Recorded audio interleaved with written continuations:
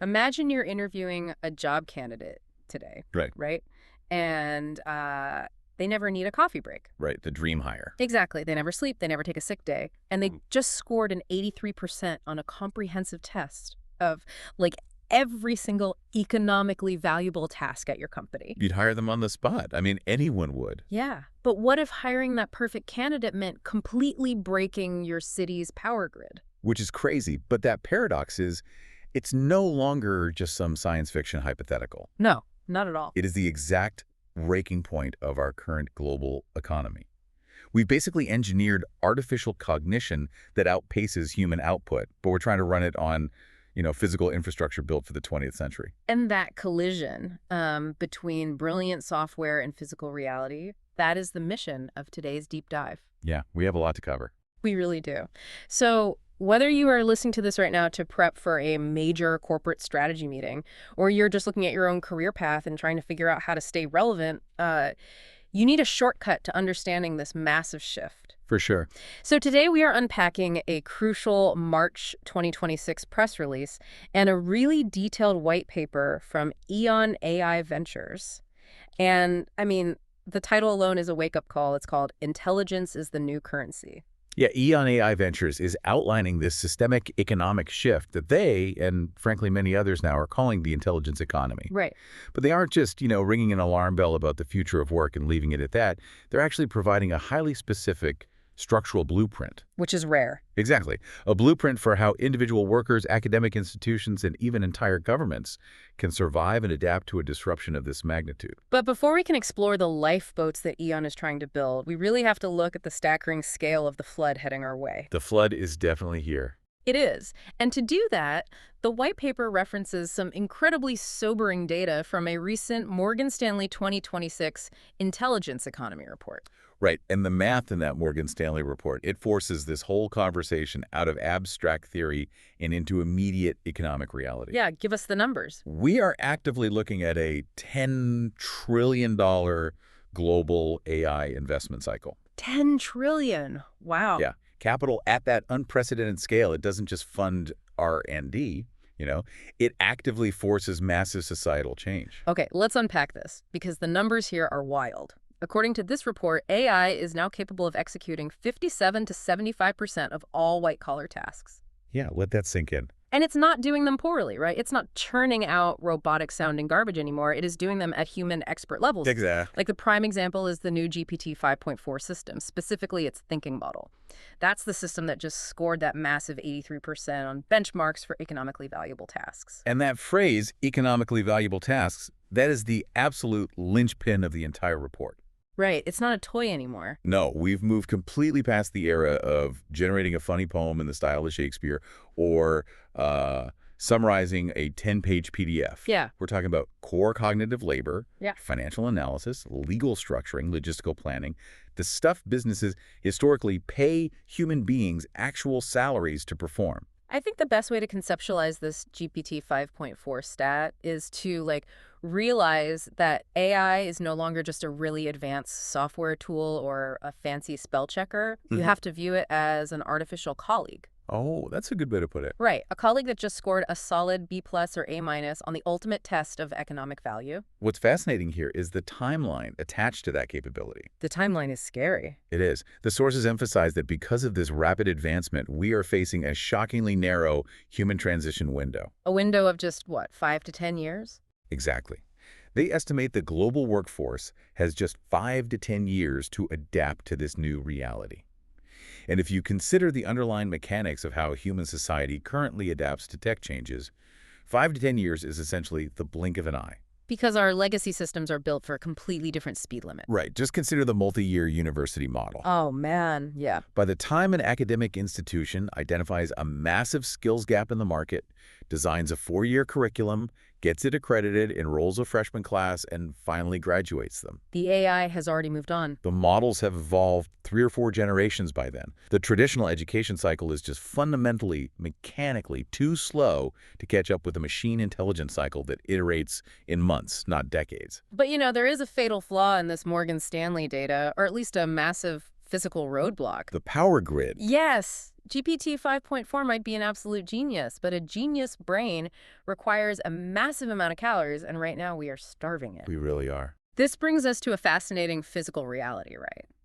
AI isn't just threatening white-collar jobs, it's hitting a massive hardware wall, and it's physically breaking the economic ladder. And the structural implications of this hardware wall are severe. The global expansion of all this computing power is causing a massive power shortfall. Right. The white paper points to a global deficit of 9 to 18 gigawatts of electricity. 18 gigawatts. Yeah, and to put that into perspective, 18 gigawatts is roughly the equivalent power capacity of over a dozen large nuclear reactors. Wow.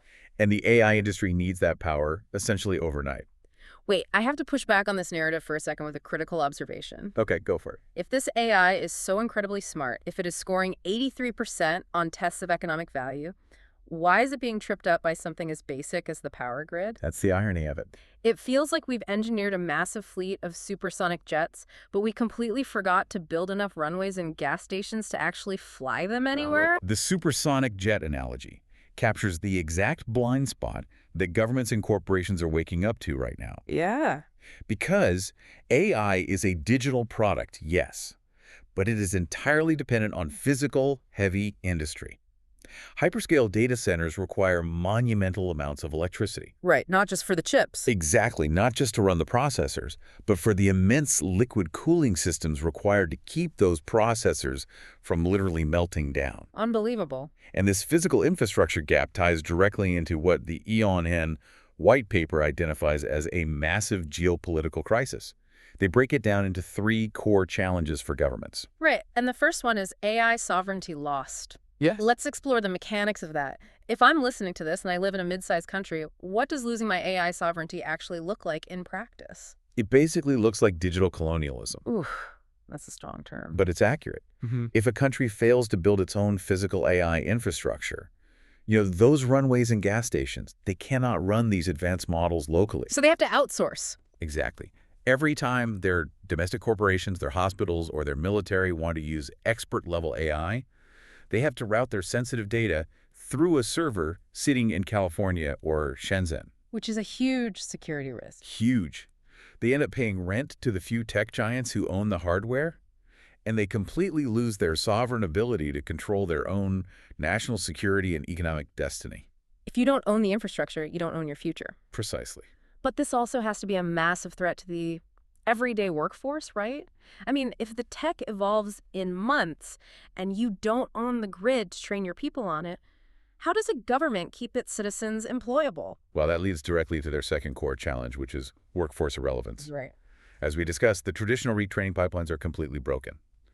If a nation cannot rapidly transition its workforce to utilize AI, those workers become economically obsolete. And then everything fractures. Yes, which triggers the third challenge, economic fragmentation. The K-shaped divide.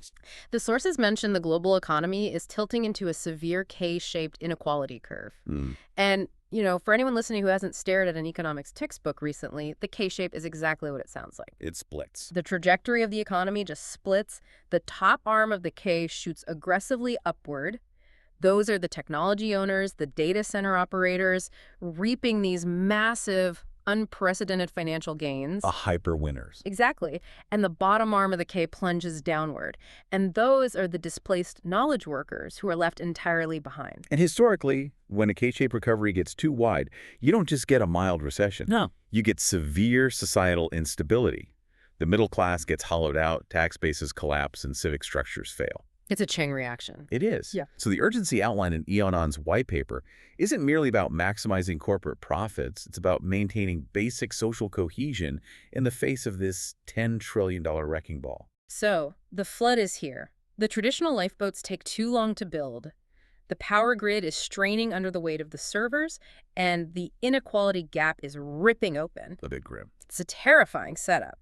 But, as we established earlier, EON AI Ventures is pitching a very specific structural solution. Right. Because legacy educational systems are too slow to bridge that K-shaped divide, EON is proposing what they call a rapid transition system. Rapid transition system. Yes. The explicit goal is to deploy complex workforce training in weeks, not years. And they are aiming to support over 80 countries simultaneously with this rollout. Which is incredibly ambitious. But they are leveraging 25 years of immersive learning and XR extended reality experience from their parent company, Eon and Reality, to pull this off. Yep, they have the track record. They've developed something called the 17-segment Global Virtual Campus. And according to the sources, this campus specifically targets urgent physical world gaps, like training workers to solve that exact 9 to 18 gigawatt power shortfall or teaching them advanced robotics integration. They've also introduced a platform called the Venture Builder, which lets individual workers, students, and universities rapidly prototype solutions at what they call the application layer. Here's where it gets really interesting, but also where we need to look at the actual mechanics, because I have some skepticism here. Okay, let's hear it. How is a software and education company supposed to solve a literal physical electricity shortage? Training people in virtual reality doesn't build copper wire and transformers. True. Can you truly take a displaced, mid-level accountant and retrain them for a critical physical infrastructure role in a matter of weeks? If we connect this to the bigger picture of how extended reality functions, the mechanics actually make a lot of sense. Okay, how so? The goal of the 17-segment campus isn't to take that accountant and turn them into a foundational AI researcher or a master electrician tasked with building a power plant from scratch. Right. The solution lives entirely in that phrase you just used, Really? the application layer. The application layer being the space where AI actually interacts with the real world to generate value. Precisely. Eon's Venture Builder is designed to let everyday workers act as sovereign contributors. Sovereign contributors, got it. You don't need to know how to code an AI's neural network using Python. You just need to know how to apply the AI's vast capabilities to a specific, urgent, real-world niche. So using the tool, not building the tool. Exactly. When you put on an XR headset, you aren't just reading a PDF manual about grid maintenance. The system tracks your eye movements, your hand gestures, and it overlays a highly accurate digital twin of a power grid onto your physical space. Wow. You are building actual muscle memory and spatial awareness. Ah, I see. So if you are listening to this right now as a logistics manager, the Venture Builder is essentially a sandbox for you. Yes. You step into the VR space, you use natural conversational language to tell the AI where your physical supply chain is currently bottlenecking. And the AI helps you rapidly prototype a custom software or workflow solution in an afternoon, rather than waiting 6 months for an engineering team to build it. You're teaching them how to pilot the machine, not how to build the engine. That is the crucial distinction. It's about scaling human adaptability. You use the AI to optimize the existing infrastructure heavily, squeezing out efficiencies that alleviate that 9 to 18 gigawatt shortfall without necessarily having to pour new concrete. Which is brilliant. And that brings us to a fascinating philosophical and economic concept in the EON's framework, which is protecting human value. Right. If human beings are just piloting these tools at the application layer, what exactly makes our input so vital when the AI is already doing 80% of the heavy lifting? Well, that question is the very core of Eon's strategy. They've built an ecosystem featuring a VA network to scale this knowledge globally, alongside something called the Sovereign Human Initiative. Okay. And this initiative gives governments 3 distinct paths to avoid the K-shaped divide. They are technology access, accelerated workforce mobility, and knowledge ownership. Let's break down that VAR network first, because that sounds like corporate jargon. What is the actual mechanism there? Fair point. VAR stands for Value-Added Reseller. Okay. So instead of trying to force every country to log into a centralized server owned by Eon, they're creating a global franchise system. Oh, interesting. Local universities, local governments, and local institutions can take Eon's AI platforms, add their own culturally and geographically specific knowledge to it, that's the value-added part, and distribute it locally. Ah, so it solves the digital colonialism problem. Exactly. It keeps the knowledge and the economic benefits within the sovereign borders of that country. Which feeds perfectly into the concept of knowledge ownership. Right. Because the white paper draws a massive distinction between generic AI and enterprise AI. Generic AI, the kind of consumer-facing chatbots most people play with on their phones is incredible, but it only delivers about 80% quality. Exactly. It's a toy compared to enterprise needs. Eon explicitly points out that high-stakes enterprise operations require 100% precision. Right. So what does this all mean? Let me try an analogy to map this out for you listening right now. Generic AI is fantastic for writing a first draft of a sensitive corporate email or Hmm. brainstorming a marketing campaign. Sure. That is the 80% zone. But you absolutely cannot trust a generic, hallucination-prone AI to blindly wire a new nuclear facility, Please don't. right? Or manage a live power grid load, or finalize a high-stakes legal merger. That requires a 100% precision.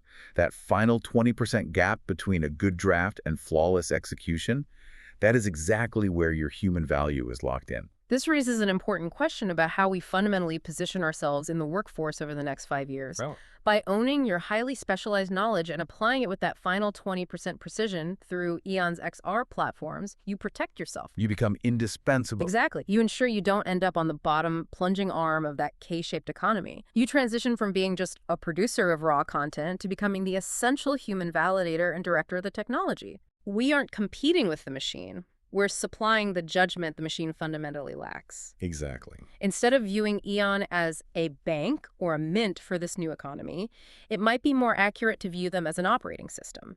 If raw hyperscale AI is the electricity, Eon is trying to build the wiring, the transformers, and the physical outlets so that everyday professionals can actually plug into it safely. There's actually a quote from Dan Lajerskar, the chairman of Eon AI Ventures, in the press release that synthesizes this whole mission perfectly. What does he say? He states, "Intelligence is the new currency, and we've made it accessible to everyone." Wow. By building this translation layer, the virtual campus, the venture builder, the VAR network, they're basically ensuring that access to this new currency isn't just hoarded by a few massive server farms in Silicon Valley. Which brings us directly to you. Take a hard look at your own daily tasks tomorrow. Audit your workflow. It's so important. It really is. Are you operating primarily in that 80% zone? You know, the zone of summarizing documents, drafting basic emails, or running standard data analysis? Because that is the exact zone that GPT 5.4 can already automate at an 83% proficiency. Exactly. Or are you actively utilizing the application layer? Are you living in that 100% high stakes precision zone where your human judgment, your physical spatial awareness, and your specialized knowledge are absolutely irreplaceable? Auditing where your daily labor falls on that 80 to 100% spectrum is genuinely the most critical career exercise you can do right now, Absolutely. because the human transition window is closing fast. Well, as we wrap up this exploration of the intelligence economy, I want to leave you with a final thought to mull over, building purely on the title of Eon's white paper. Intelligence is the new currency. Okay. Think about the fundamental mechanics of traditional economics. What happens when a central government just turns on the printers and floods the market with massive, unprecedented amounts of paper currency? You inevitably get hyperinflation. The currency radically loses its purchasing power because it's no longer scarce. Exactly. So apply that exact same economic law to human cognition.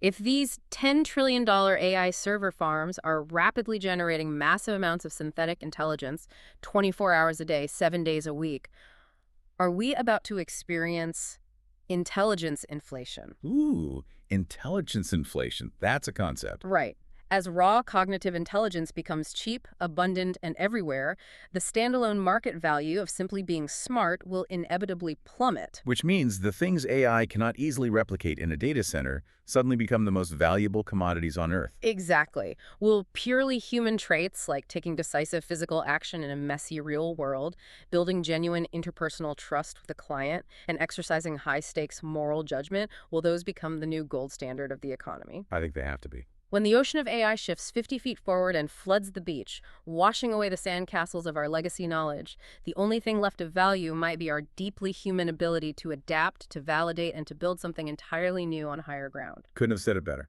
Thank you for joining us on this deep dive into the intelligence economy. Take a look at your own 20% gap, keep adapting, and we'll catch you next time.